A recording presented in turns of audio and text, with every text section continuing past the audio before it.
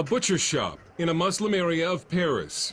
But this is no ordinary butcher shop. Our cameraman was warned to stop filming. Why? Why would a butcher shop care if it was being filmed? One reason, according to an Islamic expert we consulted, is that our cameraman, who is not a Muslim, was unclean. This is a halal butcher shop. Muslim halal food is creeping into the food chain, not only in France, but worldwide, and in the United States. Halal is the Arabic term meaning legal or permissible. For meat to be halal, a Muslim must chant, "In the name of Allah, Allah is the greatest," before slitting the throat of a fully conscious animal with a knife and while facing in the direction of Mecca. The halal food market in France is estimated at $7 billion and has doubled in 5 years. France's second largest fast food chain, Quick, is now serving only halal menus in 22 of its restaurants, targeting France's large Muslim population. But Quick's halal burger stands in France are almost completely owned by the French government, which means the French government, whose constitution mandates strict secularism, is in the religious food business. Leading the fight against Quick's sale of halal food is Charles Aslangoul, a 21-year-old city councilman, college student, and president of the Republican Order. We respect all religions, but I want to maintain the wall between the French state and the religious, and between a state-owned company and a religious food product. This should not happen with public money. But Aslangoul says the media treated him like a fascist, and he was eventually charged with hate speech. A court found him innocent, and now the young French politician is suing Quick for false accusation. Islam is trying to impose itself in the public area. I'm not stigmatizing Islam, I am simply describing the situation when Islam's radical wing tries to impose itself over our Republican laws. A lot of people are probably wondering what's the big deal about halal food. But it's a very big deal to those French who are worried about the growing Islamization of their country. They see it as yet another example of France bowing to Islam.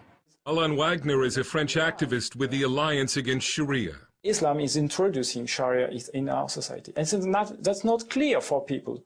When you see halal food in shops and you say, oh, it's just a kind of food, no problem. No, it's a Sharia. And experts say some of the proceeds from halal food indirectly support Islamic terrorism. When a French consumer buys halal food, part of the price paid goes as a fee to halal Islamic experts, some of which are certified by the UOIF, the Union of Islamic Organizations in France, which the Simon Wiesenthal Center says has strong ties to the Muslim Brotherhood, a political organization that supports terrorism.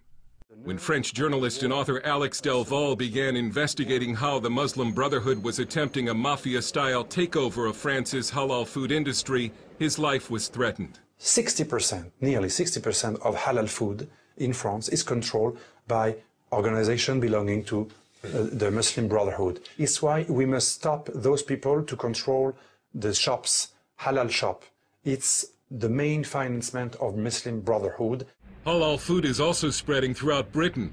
A London Daily Mail investigation found that Britain's major supermarket chains, fast food restaurants, even some hospitals and schools were serving halal food without telling those who were eating it. Some British Parliament members were reportedly outraged to learn that they were secretly served halal meat. In Canada, Campbell's now sells a line of halal-certified products.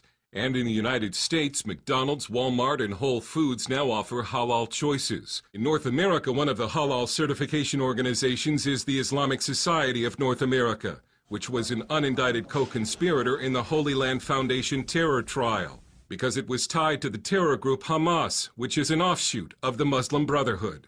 One of the objections to halal food is that it contains a tax that non-Muslims pay when they buy it. Delval says halal food has been a brilliant political and economic strategy for the Muslim Brotherhood. The food was two victories in one.